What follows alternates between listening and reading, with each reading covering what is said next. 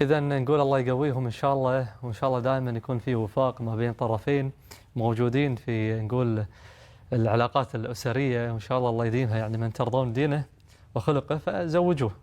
ونشكر ونقدر هذه الجهات اللي قايمة بدورها، والأستاذ أكيد عبد الرحمن الحرمي وكل اللي قاعدين يعطون جزء من خبرتهم لهذا الجيل أو الأجيال كلها.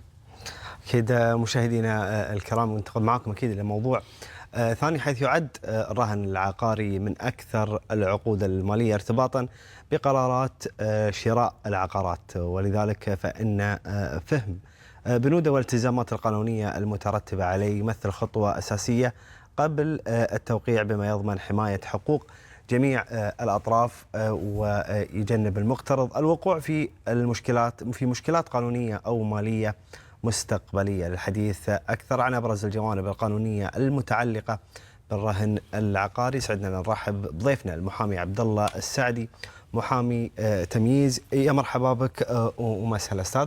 على بداية نبي نعرف نقول أو تحدث السادة المشاهدين وش المقصود نقول اليوم بالرهن العقاري من الناحية القانونية. بسم الله الرحمن الرحيم. أولا أشكركم على الاستضافة. بداية احنا نقدر نتكلم عن جزئية بسيطة تسبب في نوع من سوء الفهم عند الناس. سوء الفهم يكمن في أن يعتبرون الرهن العقاري هو نفس التمويل العقاري. الفرق أن التمويل العقاري هو الهدف منه الحصول على تمويل لشراء منزل أو لإنشاء مثلا عقار معين، لكن الرهن العقاري يختلف عنه بأنه بشكل مبسط بأنه الضمان القانوني للوفاء بالدين. شلون؟ الشخص عندما يذهب الى البنك ليحصل على مثلا قرض معين، صح. البنك يطلب منه انه والله يبي ضمانه للمديونيه، فيعطيه عقار. صح. وبشكل قانوني اكثر، او شكل يمكن يفهم يعني يصعب على الناس فهمه، انه هو بينشئ عليه حق عيني لمصلحه البنك الدائن المرتهن.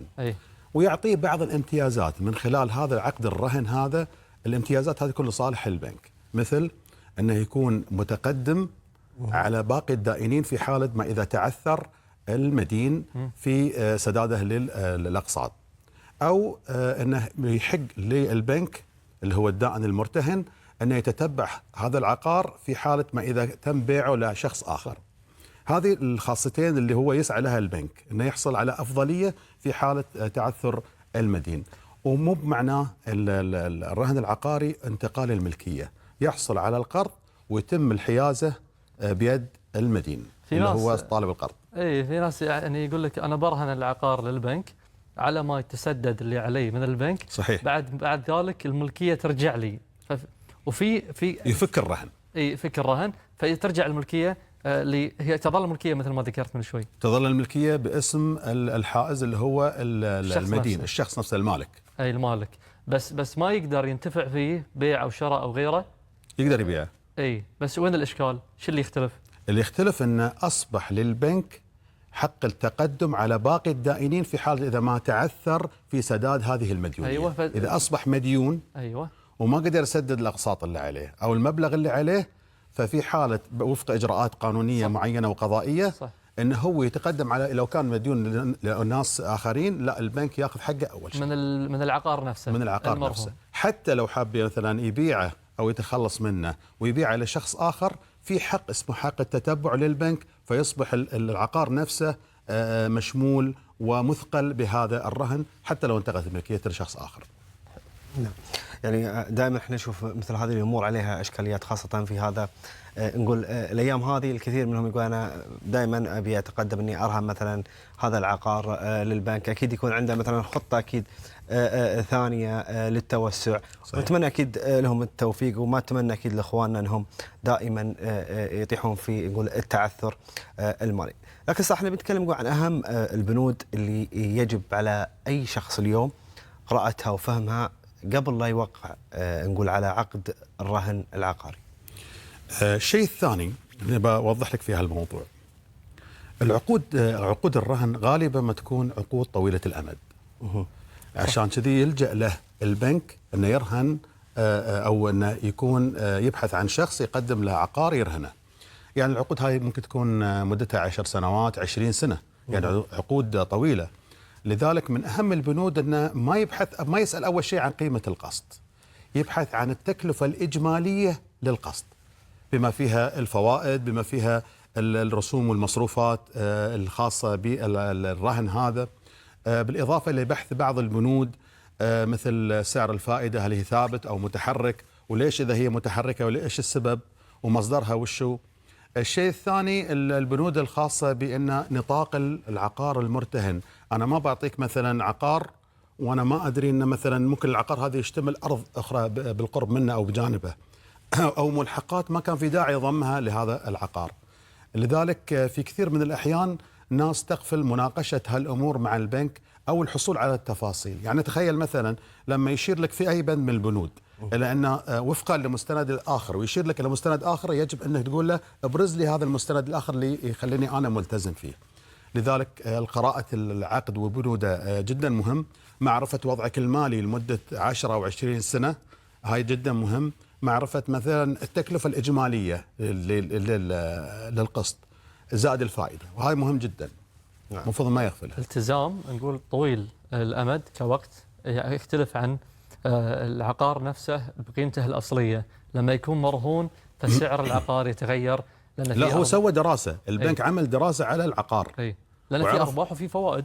صحيح. بالتالي يختلف، يعني المبلغ يتغير بكثير عن قيمة العقار الأصلي. ممكن يتغير إذا كانت الفائدة مثلا متغيرة، لكن في طرق ثانية أو في مثلا ظروف أخرى ممكن تنشأ، ممكن العقار ينزل قيمته، صح، فهذا البنك راح يكون متضرر.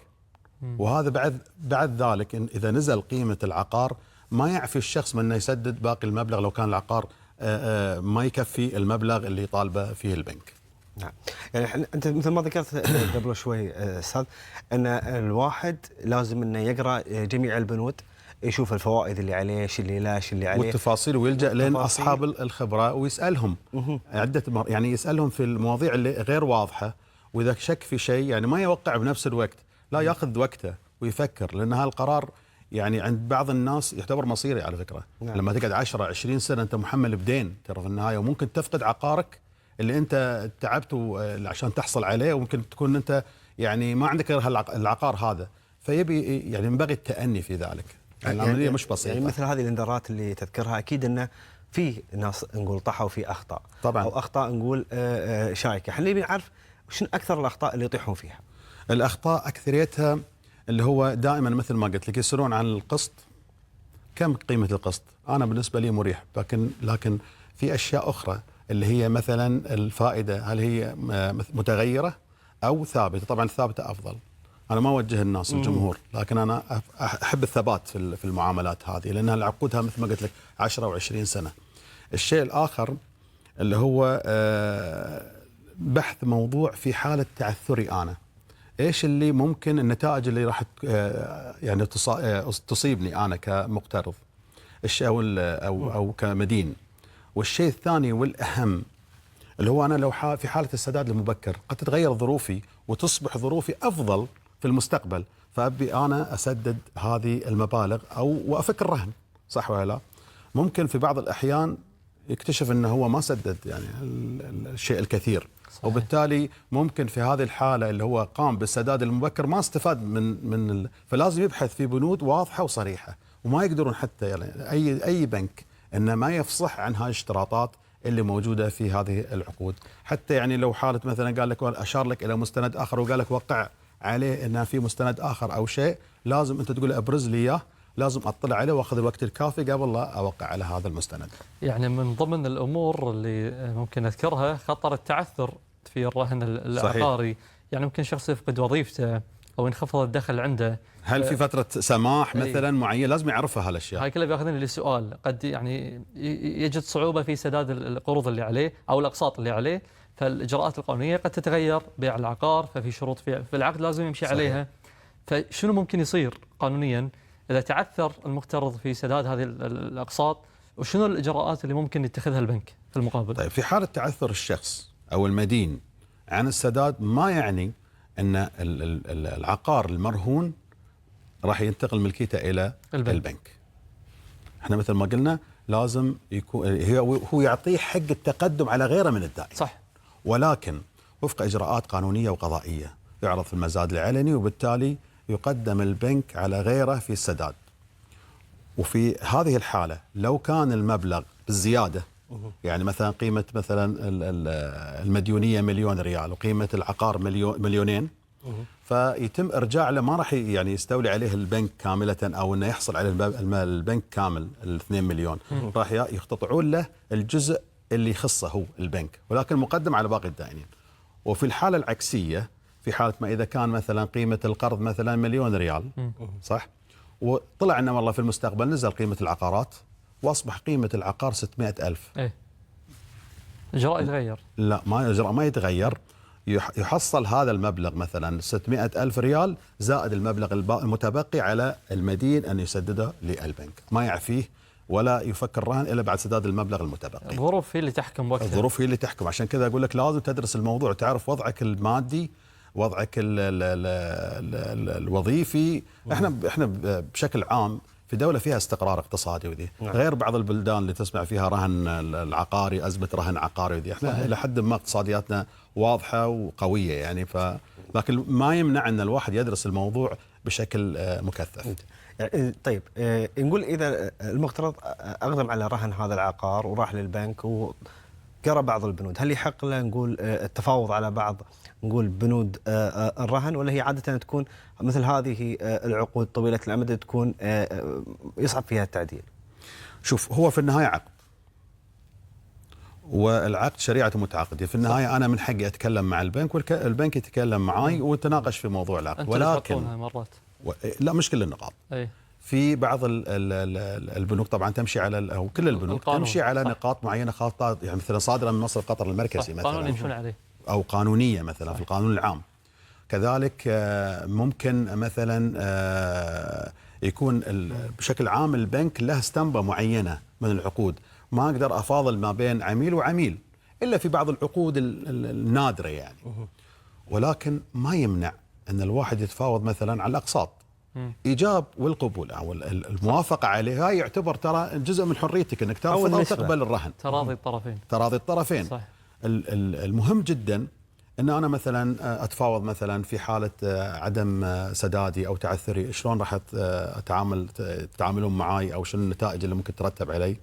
بالنسبة لو أنا قمت بالسداد المبكر، أفهم هذا النقطة، وممكن أنا أقول لهم والله هل في ممكن تعديلها لو أنا سددت قبل بعد سنة أو بعد سنتين أو بعد 3.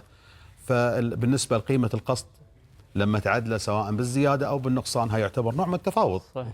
فما يمنع، ما في شيء يمنع التفاوض في هذا الأمر، لأنها في النهاية منتج قاعد يقدم. في ناس تلجأ للرهن العقاري في حالات معينة، يعني كنموذج يطري في بالي، شخص أو أسرة بدل ما هم يبنون بيتهم راحوا أنهم خذوا القرض في مقابل رهن العقار نفسه. وهذا ممكن يهدد مستقبلهم بعد. وممكن يكون فائدة لهم. فأنا إذا باخذ عقار أو بعمل عملية برهن عقار عندي، لازم في شيء مجدي، يعني لازم أن أنا أحصل مثلا على أرض شيء يضيف لي. قالوا أن بنوفر فيه الوقت، فبالتالي نبني البيت مقابل أنه هو رهن، متى ما خلص الرهن هو يظل ملك لنا. هي حسب كل واحد وحسب حساباته الخاصة. صح. بس لازم الواحد يكون حذر، لأن خاصة لما تكون عندك عقار واحد هاي اللي تملكه، فأنت جزء منها ترى مغامرة، يمكن قد يكون أي ظرف من الظروف الاستثنائية تؤثر عليه، عدم قدرتك على دفع الأقساط الشهرية. يعني أنا أعرف ناس سنوات، وكلنا يمكن مريتوا في هالشيء 10 و20 سنة وأكثر، لا زالوا حتى الآن يسددون، ويعني بعضهم يعني شالوا الرهن، وبعضهم صارت لهم مشاكل مثلا في المحاكم. جواك الله. جواك الله. كل الشكر نقول لك المحامي عبد الله السعدي، محامي تمييز، وشكرا على تواجدك معنا، وايضا على توضيح مثل هذه المعلومات للساده المشاهدين. يعني احنا نقول سواء على صعيد الرهن العقاري ولا غيرها من التفاصيل، قانون هو موجود عندك في البلد وتمشي عليه، والقانون جميل متى ما فهمته تلقائيا بتحفظه وممكن يتبرمج على حياتك. هذا هو القانون دائما، يعني يعدل العلاقات ما بين الناس، ما بين الدول، ما بين امور كثيره.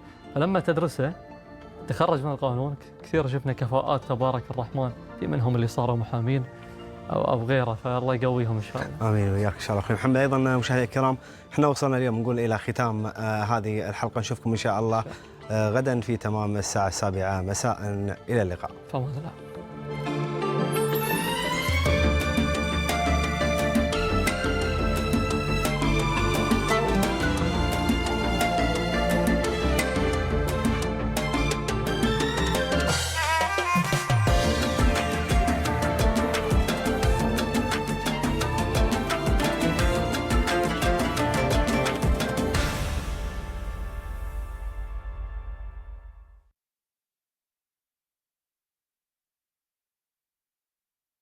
الله.